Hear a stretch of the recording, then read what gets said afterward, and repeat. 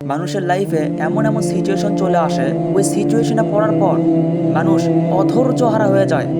মানুষ বুঝতে পারে না যে তাকে এখন কি করতে হবে। মানুষ কোনো কুল কিনারা ঠিক করতে পারে না যে এখন তাকে কোন কাজটি করতে হবে।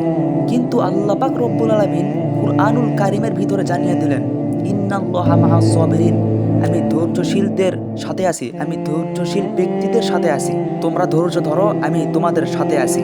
সো এই জন্য আপনার লাইফে আপনি যে প্রবলেম ফেস করেন না কেন, আপনার লাইফে আপনার যে সমস্যাটাই ফেস করেন না কেন, আপনি রবের উপর ভরসা হারাবেন না। আপনি সবর করেন, আপনি ধৈর্য ধরেন, এটাই একটা সবর।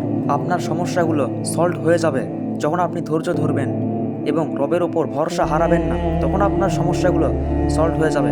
আপনি একটা প্ল্যান তৈরি করে রাখছেন যে এটা আমি ভবিষ্যতে করব, কিন্তু আপনার এই প্ল্যানের থেকে আল্লাহর পরিকল্পনা সর্বোত্তম, আল্লাহর প্ল্যান সর্বোত্তম সর্বোত্তম।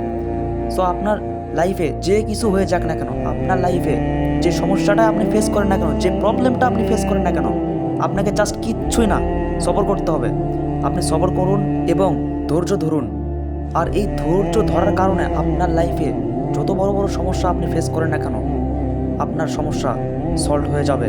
আর এই ধৈর্য ধরাটাও হচ্ছে ইবাদত। এই জন্য ধৈর্য ধরুন, সবর করুন, তাহলে আপনার সমস্যাগুলো সলভ হয়ে যাবে ইনশাআল্লাহ।